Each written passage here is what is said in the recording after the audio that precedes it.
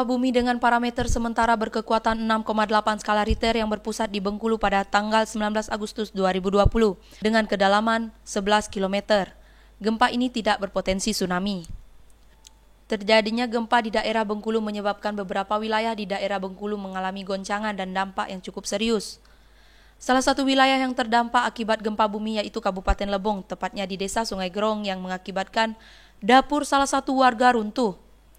Runtuhnya bangunan dapur yang terbuat dari batako tersebut mengejutkan beberapa warga di sekitar. Masalahnya hanya bangunan dapur saja yang runtuh. Saat ini warga sedang melakukan gotong royong untuk memperbaiki rumah Ibu Yuliana, korban gempa bumi. Ibu Yuliana berharap agar renovasi rumahnya dapat selesai dengan cepat. Kapan kejadiannya, Bu? Subuh. Gempa pertama tuh? Ya, pertama. Oh iya. Jadi kini kok gotong royong atau macam mana, Bu? Dari mana?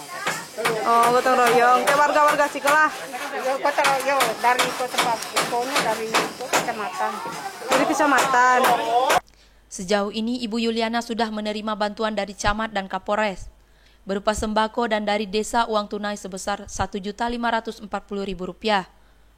Uang bantuan dari desa tersebut berasal dari dana talangan atau uang kutai yang sengaja dikumpulkan untuk musibah. Cuma ada dana talangan dari kami gunakan uang kutai.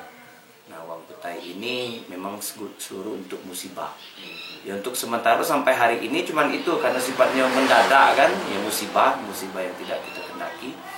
Yang ada yang bisa kami meringankan kesedihan Ibu Yuliana yaitu dari lebih dari itu rencana proposal tadi dapat petunjuk, insya Allah kami coba ke Pak Sekda, ke Pak Bupati melalui BPBD, rencana juga yang kedua dengan ke PGE, karena informasinya PGE bisa ngasih berbentuk barang untuk merehab dapur beliau.